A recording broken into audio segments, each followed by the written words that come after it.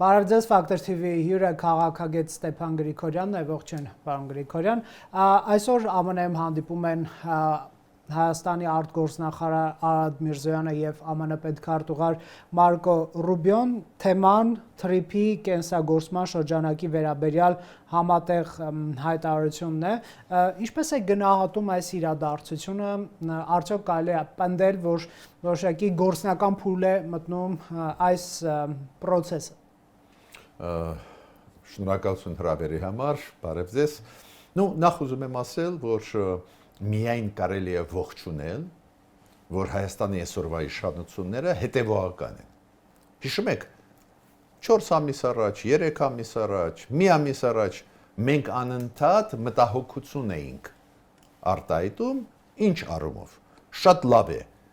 Օգոստոսի 8-ը կարևորագույն փաստաթղթեր ստորագրվեցին, կարևորագույն հռչակագիր ընդունվեց Հայաստան-Ադրբեջան եւ այլ, հիմա չեմ ծավալվի, բոլորդ գիտեք, նաեւ երկկողմ 3 մեմորանդում հուշագիր ստորագրվեց Ամերիկայի հետ, բայց հիշում եք գլխավորը դրանից հետո ինչ էինք մենք շատերս, նաեւ այդ ում ես ասում, շատ կարևոր է սկսել իրականացումը։ Գիտեք, մենք կարող ենք ֆանտաստիկ ծրագրեր ունենալ, բայց եթե ծրագիրը մնում է թղթի վրա, ուրեմն ոչ մի բան էլ չկա։ Հիմա կարևոր է, որ իշխանությունները հետևողական են։ Հիշում եք, իշխանությունները խոստում տվեցին մեզ, որ հունվարին, փետրվարին կուրվագծվի այս նախատեսված ծրագիրը Դոնալդ Տրամպի հետ, կուրվագծվի իրավական կողմը։ Կոպիտ ասած, փաստաթղթերը, այս ընկերությունը, որ պետք է ստեղծվի, այո, համատեղ այդ ամբողջ փաթեթը պետք է ֆիքսվի իրավական կողմը, փաստաթղթային, որ մոտավորապես այս տարվա հունիսից, հուլիսից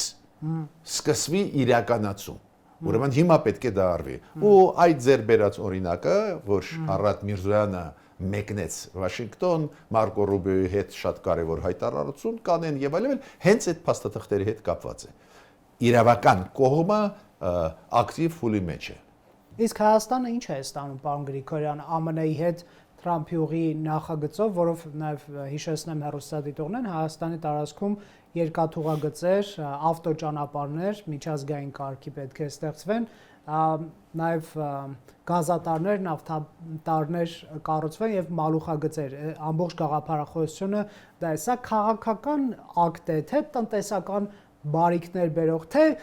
մարդիկը նաև անվտանգային կոմպոնենտներ են տեսնում։ Առաջերտին ուզում եմ ասել, ծրագիրը իր մեջ պարունակում է բոլոր թվարկած ցես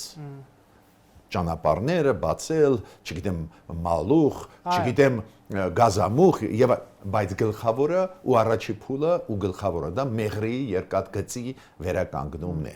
Դա կարևորագույն բաղադրիչն է այս Տրամպի ծրագրի, բայց ինձ հավատացեք, դա շատ կարևոր է, բայց գլխավորը չի։ Գլխավորը նա է, որ Տրամպը եկավ, ասեց սա իմ ծրագիրն է։ Ես եմ Հայաստանի հետ այդ ծրագիրը իրականացնում։ Կա մի մաս ծրագրի, որը ես Ադրբեջանի հետ եմ իրականացնում։ Թող փորձի մեկը միջամտի։ Ուրեմն այս ծրագիրը մեզ տալիս է երաշխիքներ անվտանգության հետ կապված, որ ոչ ոքի մտքով չի անցնի ուժով դա լուծել։ Դուք հիշում եք, Ռուսաստանը էլի մի երկիր կա, որը նախկինում անընդհատ ասում են, չէ, դու պետք է տաս դա։ Հենց Միչանսկի տեսքով, հենց ռուսական սահմանապահները պետք է շարվեն։ Չես անի նոյեմբերի 9-ի 2020 թվի 9-րդ կետը չես կատարի, վատա լինելու։ Հիմա էր սպառնում են, ինչ եմ ուզում ասել։ Այս սպառնալիքները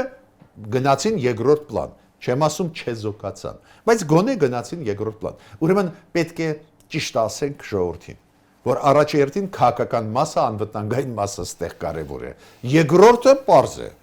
նաև տնտեսություն, նաև ապաշրջափակում, բայց առաջինը ու գլխավորը, որ Տրամպը եկավ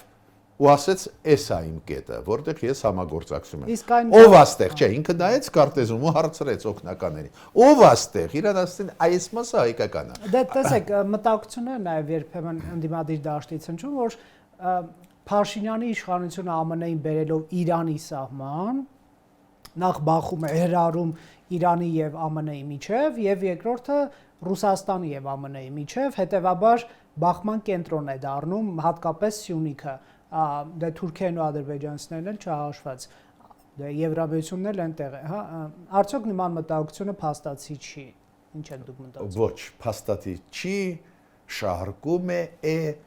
այս ծրագիրը չի ուղված ոչ ոքի դեմ։ Ոչ ոքի դեմ։ Ես ավելին ձեզ ասեմ, ես կարողա համաձայն չեմ այս մոտեցմանը երկրորդ մասի, այս ծրագիրը ունի երկրորդ մաս շատ կարևոր, որ Նիկոլ Փաշինյանը ասում է, գիտեք ինչա, բոլորի համար դռները բաց են։ Այս ծրագրով այն ընկերությունը, որը կստեղծվի համատեղ, իր մեջ պարունակում է հնարավորություն, որ եթե դու ուզում ես մասնակցել, կարող ես մտնել, դու քո ինվեստիցիա անես եւ այլ։ Այդ մասի հետ օրինակ ես համաձայն չեմ, որ Ռուսաստանը մտնի, բայց կառավարությունը բաց է, ասում է մենք պատրաստ ենք ձեզ բոլորիդ ներգրավել։ Ուրեմն մեղադրել այսօրվա կառավարությունը, որ իբր իրանք դրանով հակասությունները խորացնում են, նու ազնիվ չի։ Ուղիղ հակառակը կառավարությունը ասում է մենք պատրաստ ենք ու կհամոզենք ամերիկացիներին, որ այլ խաղացողները մտնեն։ Այո, երկուսով ենք լուծում ամերիկացիների հետ, վետո իրավունքը երկուսն էլ ունենք եւ Հայաստանի կառավարությունը եւ Ամերիկայի, բայց մենք պատրաստ ենք, բաց ենք։ Ուրեմն մեղադրել դա անազնիվ է, բայց ես չեմ ասում այս երկրորդ մասին, որ ես 100%-ով համաձայն եմ։ Ես համարում եմ, որ Ռուսաստանը այդ process-ում չպետք է լինի, քանի որ Ռուսաստանը դեմ է այս ծրագրի։ Փաշինյանը Պուտինին էր դիմել, պարոն Գրիգորյան, որ այն երկաթուղային հատվածներ, որ հիմա քանդված են, Ռուսաստանը դա վերականգնի, ու նաև Ռուսաստանի մասին, երբ որ խոսք է գնում, այն է, որ Ռուսաստանն էլ երկաթուղային կապ կարող է ունենալ Ադրբեջանով, Հայաստանով, Թուրքիայի հետ օրինակ, կամ Իրանի հետ, բայց արդյոք Ռուսաստանին նման բոնուսը հետաքրքիր է, թե ընդհանրապես հետաքրքիր է լինել պրոյեկտի մենաշնորհի տերը, չէ՞, որ նոյեմբերի 9-րդ հայտարարությունը հենց դրա մասին էր իրենց մեկնաբանությամբ, այսպես շեշտենք։ Գիտեք, եթե նայենք տրամաբանորեն, ցանկացած երկրի, հարևան երկրի, Հայաստանին հարևան երկրների ձեռնտու է մտնել այդ ծրագրերի մեջ։ Այդ ծրագիրը լուրջ ծրագիր կլինի։ Բայց եթե դուք նայում եք Պուտինյան Ռուսաստանի տեսանկյունից, պարզ է իրանք դեմ են այս ծրագրի։ Քանի որ Պուտինյան Ռուսաստանը մեր վրա չի նայում որպես անկախ սուբյեկտ։ Իրենք նայում են որպես ֆորպոստ։ Իրանք ասում են, այս մեր ֆորպոստն է, խիստեղ մտան, մեր ազդեցության գոտի է, խիստեղ ուրիշները մտան։ Այդ տեսանկյունից որ նայում ես, հասկանում ես Ռուսաստանի դեմ լինելը։ Հասկացաք։ Եթե նորմալ երկրների, նորմալ քաղաքական տրամաբանություն ունեցող մարդկանց տեսանկյունից ես նայում, ինչ եղավ,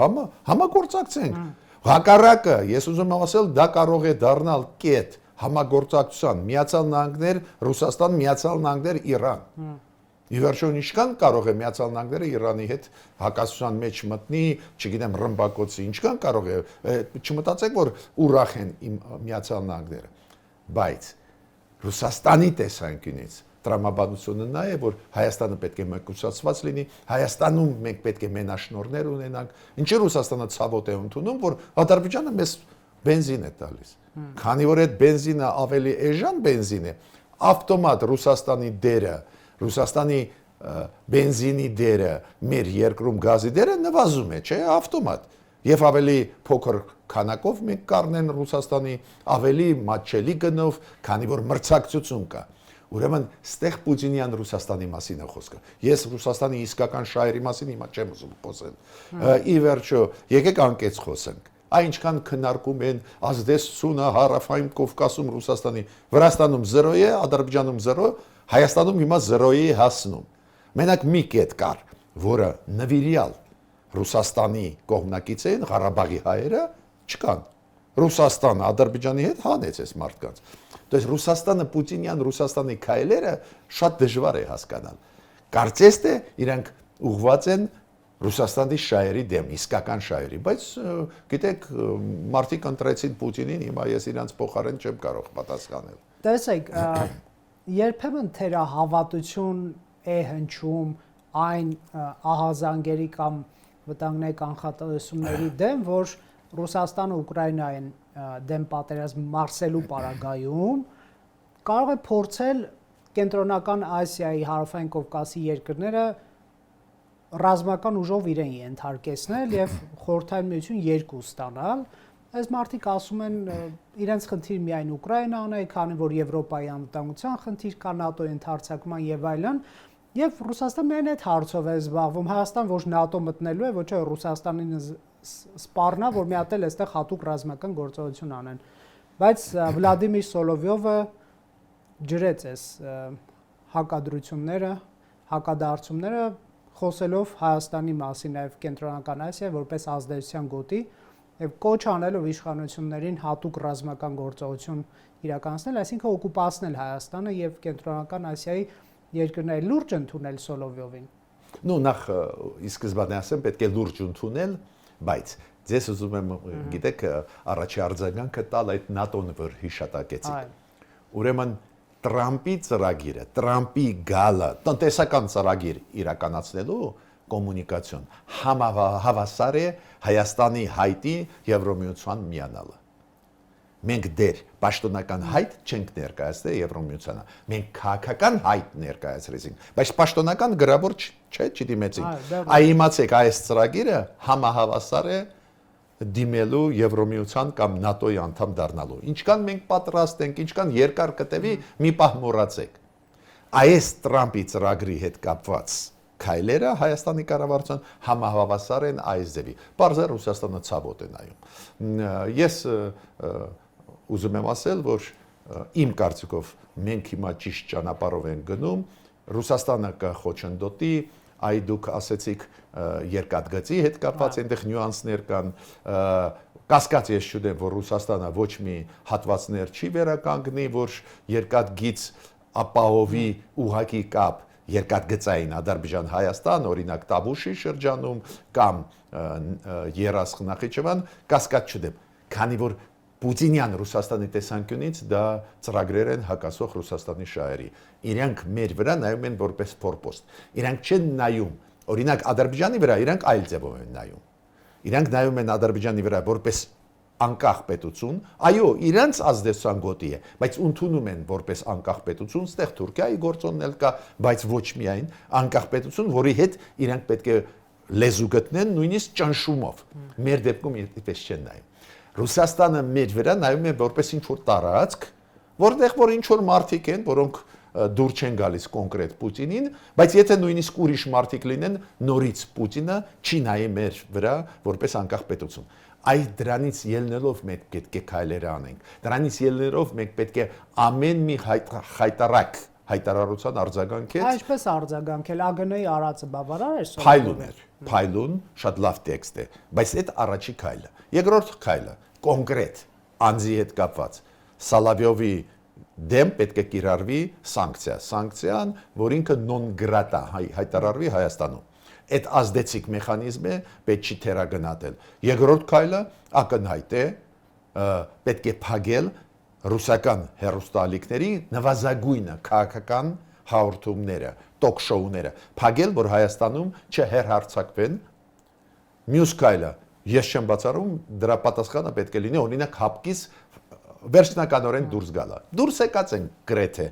վերջնական, то есть մի քանի լուրջ։ Այդ դեպքում Պուտինը կփոխի կարծիքը մեր նկատմամբ։ Ինքը կլինի կշարունակի լինել դեմ, բայց կփոխի։ Ինքը կհասկանա, որ մենք սկսեցինք մեր սուվերենությունը պաշտպանել։ Դիվանագիտական քայլերով, քաղաքական քայլերով, նույնիսկ զուգահեռ ասելով Ռուսաստան մենք պատրաստ ենք քեզ հետ աշխատել, փոխի։ Բայց եթե դու անընդհատ կուլ տաս, իմ կարծիքով դա Պուտինի աչքերում հարգանքը չի բարձրացնի։ Օրինակ իրանք ինչի նաև հաշվի են նստում Ալիևի հետ։ Իրանց վրա մեծ տպավորություն է թողնում, որ Ալիևը 10 հոգու հայտնի բիզնեսմեն ռուսական բանտում է պահում։ Ռուսաստանը անընդհատ խնդրում է, ասում է գոնե կոնսուլին թողեք, որ մի հատ հանդիպի։ Այս մի տարվա մեջ մի անգամ մենակ թողեցին հանդիպել։ Դա հարգանք է իրանց մոտ։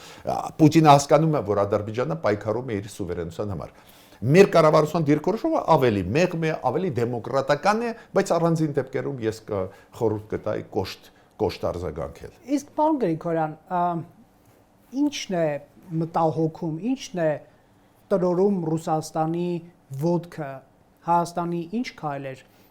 ասենք եթե ներքին քաղաքական դաշտում նայենք, Տիկին Զախարովային ցիտենք, ասում են մենք հետևում ենք Ռուսաստանի հետ կապերի կողմնակից անձանց կալանավորումներին, Վարդան Ղուկասյան, Սամվել Կարապետյան կամ ռուսական կապիտալի շուրջ իրադրության Տաշիր գրուպի հետի հավանաբար դա նկատի ուներ, այսպես ենթադրության մակարդակում, Թրամփի ուղու մասին խոսեցինք կամ ԵՄ անդամակցության օրակարգ, բայց մյուս կողմից էլ Հայաստանը հապկից դուրս չի եկել, ռուսական ռազմաբազան եւ սահմանապահները իրենց տեղում են, ԵՏՄ-ից դուրս գալու այս պայդրությամբ գոնե ցանկություն չկա, այդ ինչ են արել, որ մի հատ էլ Սոլովյովը սպառնում է։ Ну, նախ ուզում եմ ասել, Ռուսաստանի համակարգը պետական։ Ինձ դուր չի գալիս, բայց լուրջ է։ Իրենք ուսումնասիրում են։ Իրենք գիտեն, չէ, որ Տրամպը լուրջ է մոտենում այդ ծրագրին։ Ռուսաստանի համար կարևոր չի, որ մենք էլ լուրջ ենք մոտենում։ Իրենց համար կարևորը Տրամպը լուրջ է մոտենում, ուրեմն իրականացնի, ուրեմն իրենց ազդեցությունը անկում կապրի։ Իրենք ուսումնասիրում են Եվրոմիությունը, որ ծրագրեր պլանավորում է, իրոք աջակցում է Հայաստանը, իրոք գալիս է այդ ռեսուրսը, տեսնում եմ գալիս է, ուրեմն փոփոխություններ, որոնք իրենց ազդեցությունը կթույլատնեն կան, դա է պատճառը, որ դեմ են, բայց ես ուզում եմ Սալավյովի ասածից շատ կարևոր մի բաղադրիչ ներկայացնել, քանի որ բոլորը ուշադրություն դարձրեցին, որ բաց սպառնալիքներ, նաև ռազմական գործողությունների մեր դեմ սպառնալիք, իդեմս սպեցիալնե վայեննա օպերացիա, բայց այնտեղ կար շատ կարևոր խոստովանում։ Ինքը ասեց, որ Հայաստանի կորուստը դա հզորագույն проблема Ռուսաստանի համար։ Огромная проблема, ինքը նույնիսկ ավելի խտացած բառ օգտագործեց։ Հայաստանը փախչելու տեղ ունի, ստացվում։ Ահա, ստացվում է, որ Հայաստանը փախչելու տեղ ունի, Հայաստանը գործոն է, բայց պրոռուսական ընդդիմությունը Հայաստանում, պրոռուսական ԶԼՄ-ները, չէ, Ռուսաստանի քարոզչությունն են միջև հիմա տանում, ասում են դու ինչ հետաքրքրություն ունես, պետք է չոքես Սապոգը լիզես, որ ինքը ստեղից դուրս չգա, հակառակ դեպքում քեզ կուտեն թուրքերը, չգիտեմ ադրբեջանցիք։ Պարզվեց, որ ոչ ոք մեզ չի ուտում։ Ճնշում են, բայց չեն ուտում։ Պարզվեց, որ Ադրբեջանը պատրաստ է նավթ սախել։ Այս քայլի մասշտաբը շատերը չեն հասկանում։ Ինչ է նշանակում, որ երկու խմբականակ բենզինի ու դիզելի մտան Հայաստան Ադրբեջանից, որոնք 20%-ով ավելի էժան են։ Ավտոմատ դա նշանակում է, որ այն մոնոպոլիան, մենաշնորհը, որը ունեին այս ոլորտում Ռուսաստանի օլիգարխները ջարդվեց, ուրեմն դու ավելի անկախ ես։ Դες կառավարությունը կարողացավ այդպես անել, որ մեր անկախության ուժեղացման հարցում Ադրբեջանը ուզաչուզած մեզ աջակցում է։ Հիմա Ադրբեջանը ինչի է աջակցում։ Ադրբեջանը ուզում է, որ կոնգրեսում 907-րդ բանաձևը հանվի։ Շանս չկա, ասեմ ձեզ, շատ դժվար է։ Բայց հիմա ադրբեջանցիք ասում են, տեսեք, մենք առևտուրում ենք անում Հայաստանը։ Շրջափակված չի Հայաստանը։ Հայաստանը շրջափակված չի, բայց շատերը չեն հասկանում ինչի է անում, քանի որ ամերիկացիք ճնշում են, եվրոպացիք ճնշում են։ Ուրեմն կառավարությունը Հայաստանի գործող, ես չեմ ասում իդեալական ամեն ինչ անում է, բայց այդ գլխավոր հարցում կարողացավ մրցակցություն մտցնել ու Ադրբեջանը խաղի կանոններին համաձայնվում է։ Այո, Ադրբեջանը զուգահեռ կճնշի, զուգահեռ բաներ կասի, այդ անխուսափելի բան է։ Նույն Թուրքիան Փայլուն հիմա քայլեր է անում, դա ձեզ ասեմ, որ իմանանք, նաև միջազգային հանրությունում ես հետևում եմ։ Շատ ու շատ տեղերում ասում չէ, Հայաստանը հիմա ճիշտ է պահում, մենք էլ փորձում ենք ճիշտ պահել, բայց զուգահեռ մեկ-մեկ չէ, մեզ քսում են, ասենք, մի քիչ։ Հետո ինչ։ Պետք է սովորես, որ ալեկոծվող աշխարհ է, սովորես, որ համադրես շահերը տարբեր խաղացողների։ Ու ասեմ ձեզ, Իրանի այսօրվա բարդ զարգացումները ցույց տվեցին ինչքան ճիշտ է արել Հայաստանը, որ TRIP ծրագիրը բերեց մեր տարածաշրջան, դες այդ չի հակասում Իրանին։ Ինձ հավատացեք, այդ փոփոխությունները կստիպեն Իրանին ավելի ճկուն լինեն ու առաջի քայլերը արեց Իրանը։ Շատերը չգիտեն 2 օր առաջ Իրանը դիմեց Միացյալ Նահանգներին, որ պատրաստ է, միջև այդ կոշտ մերժում են, որ պատրաստ են միջուկային ծրագրերի հետ կապված բանակցեն։ Ստացվում է, որ մենք այդքան էլ սխալ չենք, ոչ մի ստեղ հակասություն, հակադրում Հայաստանի հետ կապված Միացյալ Նահանգների հետ չի լինի։ Ուրեմն համարձակ քայլեր պետք է արվեն, հաշվարկ պետք է անես, բայց որ պետք է դուրս գաս Ռուսաստանի ազդեցության տակ, որպես նաև պետք է շատ ուշադիր քայլեր անես այն պրոռուսական ուժերին, որոնք բարի բուն իմաստով պրիմիտիվ տրանսլյացիա անում են Պուտինի շահերը ստեղ, այդ մարդկանց հարցերը պետք է լուծես, ուժերի մեկուսացնես, պարտավոր ես, եթե ուզում ես, պահպանել քո երկիրը։ Ես չեմ ասում ընդդիմադիրների մասին, շատ լավ է, որ ընդդիմություն կա, բայց շատ դրա մեջ այդ ընդդիմության շատ են խաղացողները, ովքեր ուղղակի Ռուսաստանի նարատիվներ ստեղ բերում են։ Դա վտանգ է մեր այո անկախության համար։ Եկեք հասկանանք, թե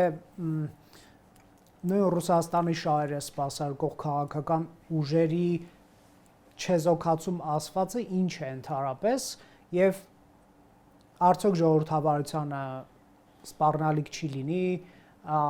հավանական քայլերը իշխանության կողմից։ Եկեք այդ գիծը պարզենք, պարոն Գրիգորյան։ Մոլդովայում օրինակ Ռուսաստանի կողմից ֆինանսավորում ստացած քաղաքական ուժեր չգրանցվեցին, չմասնակցեցին, մեկը հայտնվեց քվեաթերթիկում, բայց հետո անվավեր էր, հա, նրա օգտին քվեարկություն։ Դուք իրոք կարծում եք այդպես Ռուսաստանը շատ լուրջ պատրաստում է 26-ին Հայաստանում իշխանություն գրավել իրեն հարող քաղաքական ուժերի միջոցով։ Նրանց նպատակները լուրջ են, որովհետև ես մյուս կողմից էլ լսում եմ, որ ասում են, նա Փաշինյանը շատ էլ ձեռնտու է Կրեմլին, այսպես կարմիր գծերը չի հատում, ունի աջակցություն ժողովրդի շրջանում ինչ որ միջափով, ոչ ամբողջությամբ իհարկե որևէ երկրում որևէ ղեկավար չունի ամբողջական, լեզու կարելի է գտնել, խոսել եւ այլն, Պուտինը նրան հեռացնելու խնդիր չի դրել, այ դուք ինչ եք կարծում այս մասով։ Պուտինը հեռացնելու խնդիր դնում է, բայց այդքան հզոր չի այսօր Ուկրաինայի նաև պատճառով, որ դա անի ու երկրորդ պատճառը, ինչու չի կարող։ Հայաստանը սկսեց դիվերսիֆիկացնել իր արտաքին քաղաքականությունը։ Դժվար է այս ձևի երկրի դեմ պայքարել։ Դիվերսիֆիկացումը նաև Ռուսաստանին հնարավորություն է տալիս։ Հասկացաք, ինչքան է պրոպագանդիստական բաներ չանել նաև Սալավյովի միջոցով, շատ դժվար է ստել այս աստիճանի, հասկանում եք։ Բայց ես ուզում եմ ասել, որ Հայաստանը ունի շանս կառուցել նորմալ երկիր, որի շահերի հետ բոլորը հաշվի կնստեն, այդ process-ը գնում է, երբ որ դուք բարձրացրեցիք հարց, այ ոնց որ չափարոշիչներ են, որ հասկանանք, որ սրանք հակապետական, ու շատ նուրբ ակնարկեցիք, որ դա ժողովրդավարության հետ առնչվում է։ Կդրեք, էլի կարող եմ ես ձեզ հարց տամ։ Ասեք ամենա դեմոկրատական եվրոպական երկրների 2-3 օրինակներ։ Դե ֆրանսիական ժողովրդավարություն մեծ ավանդույթներ ունի, նույն Գերմանիան, երկուսը հերիք է ինձ թվում է։ Ну, ես կարծում եմ Շվեյցարիայի, Ֆինլանդիայի, ահա, սկանդինավյան երկրներն էլ կարգին։ Մենք նույնիսկ չենք երազում, ինչ սահմանափակումներ իրանք մտցրեցին վերջի ժամանակներս։ Գերմանիայում այն ֆրակցիայի դեմ, որը երկրորդ տեղ գրավեց, այդ պրոռուսական ֆրակցիան։ Այլընտրանք Գերմանիայի համար։ Այո, դուք գիտեք, որ սանկցիաներ են կիրառված։ Իրանց արգելում են միտինգներ անցկացնել եւ այլ, քանի որ իրանք ինչ են ասում, այդ ուժերը, որոնք երկրորդ տեղ, ժողովուրդը երկրորդ տեղ տվեց մանդատ, քանի որ այդ կոչերի ժամանակ կոչ են անում սահմանադրական կարգը փոխել, դուրս գալ Եվրոմիությունից եւ այլ։ Ինչ եմ ուզում ասել։ Դրանից դեմոկրատական երկիր էլ երկրագնդում չի լինի։ Շվեյցարիան, Ֆինլանդիան այն սահմանափակումները, որոնք քաղաքական ուժերի վրա, փորձագետների վրա մտցրեցին, աննախադեպ են ինֆորմացիոն դաշտում, քանի որ ալեկոծվող աշխարհ է։ Այդ որ ասում են հիբրիդային պատերազմ ամեն օր իրանց դեմ օգտագործում են։ Ինչ որ մարդիկ սկսում են ինչ որ հայրենասիրական Ֆինլանդիայում խոսել, հետո պարզվում է ագենտ է Ռուսաստանի ու իրանց մոտ այդ պետական ինստիտուտները լավ են աշխատում, ավանդույթներ ունեն, իրանք բացահայտում են դա։ Կամ Ֆրանսիայում։ Կներեք, Լիպենը ու իր ուժը Ֆրանսիայի պարլամենտում երկրորդն է, թե ինչ է, ունեն ֆրակցիա Եվրոմիության մեջ, Եվրոպարլամենտի մեջ։ Բայց դուք գիտեք, այդ Լիպենը այդ կինը ինքը զրկված է իրավունքից 2027-ին մասնակցել այդ ընտրությունների նախագահական բայց Ֆրանսիան էլ ժողովրդավարական է։ Այստեղ ընդդիմադիր ուժեր կան, ասում են հակաժողովրդավարական քայլեր։ Այո, բայց ստեղ պետք է ընտրություն կատարի կառավարությունը։ Իմ կարծիքը նա է, շատ նման է իրավիճակը Հայաստանում, Գերմանիայի ու Ֆրանսիայի, շատ նման է այդ կոնտեքստով, ուրեմն պրոռուսական ուժերի հնարավորությունները պետք է սահմանափակվեն, քանի որ օրինակ Լիպենին ինչի վրա բռնեցին։ Ինչի այդ դատարանը որոշում ընդունեց Ֆրանսիայում իրոք անկախ դատարաններ են, քանի որ Լիպենին բռնեցին նրան, որ Գազպրոմը ֆինանսավորում էր իրանց միջոցառումները։ Միտքը հասկացաք։ Ուրեմն մենք պետք է շարժվենք օրենքով, ես ձեզ համաձայն եմ, բայց օրենքը պետք է ֆիքսեն, այդ փողերը որտեղից։ Այդ մեծ փողերը այդ իրանց ԶԼՄ-ների պրոռուսական ուժերի ու անպայման սելեկտիվ պետք է չպետք է լինի այդպես ընդհանուր բոլորին, բայց նայել Գազպրոմից փող ստանում են, Ռուսաստանից փող ստանում, քեշ փողերը գալիս են, ստանում են, ինչ արեց Մոլդովան, օրինական։ Միտքս ինչու՞մ է նորից կրկնում, ես էլ ազատությունների կողմնակից եմ, բայց հիբրիդային է պայքարը։ Տեսեք, ասում են նաև Եմեն է միջամտում Հայաստանի ներքին գործերին։ Ինչ իմանանք, հիմա Եմեն գալիս է պրոռուսական ընդդիմությանը ճնշելու Փաշինյանի հետ, թե Հայաստանի պետական կառույցների կարողություններն է մեծացնում իրապես հիբրիդային սպառնալիքների դեմ պայքարելու։ Ասենք, չունեն մարդիկ գիտելիք, թե ոնց օրինակ պայքարել սոցցանցերի ալգորիթմների մանիպուլյացիայի դեմ կամ fake news-ի դեմ եւ հազար մի բան կա, էլի, կամ այնպիսի fake news կարող է լինել, որ ուղղակի պայթեցնել Հայաստանի ներքաղաքականությունը։ Գալիս են պրոռուսականներին ճնշելու Եվրամիությունից, թե Փաշինյանի օգնելու, ոնց հասկանանք, սա ոնց հասկանանք։ Շատ լավ հարց է։ Այո, ստեղ էլ պետք է ուսումնասիրես, բայց ես ինչով եմ շարժվում։ Ես նայում եմ, ստորագրեց Եվրամիությունը մեզ այդ հրապարակային պայմանագիր, թե ոչ։ Ստորագրեց։ Այդ հրապարակային պայմանագրում, որը ստորագրվեց, շատ կարևոր ստրատեգիկ նշանակություն ունեցող մեր հարաբերությունների միջև Հայաստան Եվրամիություն ստորագրեց դեկտեմբերի 2-ին, երբ որ Բրյուսելում եմ Արարատ Միրզոյանը։ Հրապարակային է, դուք բացում եք այնտեղ գրված է։ Այսքան փող տրված է այս հարցի համար, այսքան փորձագետ կուղարկվի այն հարցի համար, էներգետիկայի ոլորտում, ընտրական համակարգի բարեկարգման, բարեփոխման ոլորտում, այդքան փող հիբրիդային պատերազմի համար։ Դու պետք է սովորացնես քո պետական ինստիտուտի ներկայացուցիչները, որ հասկանան, որ դա հիբրիդային է։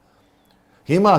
Այս որ հայտարարեց Սալավյովը, դա հիբրիդային պատերազմի նաև ձևերից է, որ ստեղ խոճապ լինի, որ ստեղ մարդիկ ասեն մի մասը, ով Պուտինի կողմնակից է, կան այս ձևի մարդիկ Հայաստանում շատ չեն, որ իրանք ասեն, հեսա մեզ տվեցին հրանք, հիմա պետք է ապակայունացնենք ներսից վիճակը, հասկացաք միտքս։ Այ դրա դեմ, որ դու մարդիկ, հասարակ մարդը, որ լսելով ինֆորմացիան կարողանա գոնե մի քիչ ըմբռնի ինչ է կատարվում։ Մենք, որ պրոֆեսիոնալ դրանով զբաղվում ենք, չենք կարող 100%-ով ասել, որ բոլոր process-ները հասկանում ենք։ Օրինակ, ես համարում եմ, որ Սալավյովի ելույթը ոչ միայն այն գործոնների մասին էր խոսքը, որ հիմա մենք ձեզ հետ խոսում ենք, նաև գիտեք ինչի դեմ էր։ Այն գագաթնաժողովի, որը պետք է անցնի Հայաստանում մայիսի 4-ին։ Եվրոպական քաղաքական համայնքի գագաթնաժողով, քանի որ դա մտցրեց լարվածություն Հայաստանի, այս 2 օրը ինչ է կատարվում Հայաստանում, այդ լարված վիճակը եթե երկար պահվի, ոչ ոք ստեղ չի գա, ոչ ոք չի գա, իրար չխապենք, էլի, այդ 40 պետությունների առաջի դեմքերը պետք է գան, եթե ստեղ ալեկոծվող իրավիճակ լինի, եթե մարդիկ պահանջում են, որ Եվրոպան չգա, դու գիտեք, նախկին արգորդ նախարարներից մեկը, նախկին պաշտոնյաները ասում են, Եվրոպա դու խի ես գալիս, ուզում ես աջակցել Նիկոլ Փաշինյանին, չգաս, հետո հետաձգենք, պարզա, չէ, կխափանվի այդ մեծ process-ը, որը ընտրությունների հետ ես չեմ կապում։ Հայաստանի համար կյանքի պես է պետք լեգիտիմությունը, պետության լեգիտիմությունը, իշխանությունները լեգիտիմ են, բայց պետության լեգիտիմությունը ինչից է գալիս, ով է քո երկիր մտնում։ Ինչու ուրախանում ենք, որ շատ հավանական է, որ Միացյալ Նահանգների փոխնախագահ Վենսը պարոն պլանավորում է գալ։ Ուրախանում ենք, որ դա ոչ միայն այն պատճառով, որ Ամերիկայի հզորագույն երկրի երկրորդ դեմքը գալիս է, նաև դա պետության ճանապարհի բացումն է աշխարհում, Նույնը պատկերացնում եք, չէ՞։ Եթե մայիսի 4-ին կայանա այդ գագաթնաժողովը ու ես հույսով եմ, որ կկայանա, 40 եվրոպական երկիր, ոչ միայն Եվրոմիության անդամներ, կգան Հայաստան, դա ուժեղացնում է Հայաստանը, դա գրեթե զրոյացնում է հնարավորություն ուժով մեր դեմ հարցերը լուծել։ Հիմա պրոքսիները Ռուսաստանի փորձում են այդ process-ը մխտրել, ես այդպես կասեմ, վարկաբեկել։ Իբր կապում են ընտրությունների հետ, իբր դա աջակցություն է։ Այդպես էլ կարելի է մեկնաբանել։ Ես էլ ուրիշ ձևով եմ մեկնաբանում։ Ինձ պետք է որ Մակրոնը ստեղ լինի, ինձ պետք է որ կանցլերը Գերմանիայի ստեղ լինի, Մեծ Բրիտանիայի վարչապետը ստեղ լինի։ Այդ ամենահզոր երկրների առաջի դեմքերը ստեղ, որ մենք քննարկենք մեր պլանները, որ իրանք ստեղ քննարկեն նաև Իրանի հարցը, քննարկել այլ հարցեր հենց Հայաստանում, քանի որ այդ գագաթնաժողովը չի զբաղվելու Հայաստանում մենակ հայկական Եվրոմիություն Հայաստան, կզբաղվելու բոլոր ակտուալ հարցերով, հասկացաք, ու դուք դառնում եք կարևոր կետ, որտեղ քննարկվում են այո խնդիրները, որոնք կան աշխարհում, խնդիրները օրինակ Միացյալ Նահանգներ, Եվրոմիություն, կան խնդիրներ, ինչ անենք հիմա։ Շնորհակալ եմ զրույցի համար, կհետևենք պարոն Գրիգորյան, Factor TV-ում հյուրընկալել ենք Ստեփան Գրիգորյանին։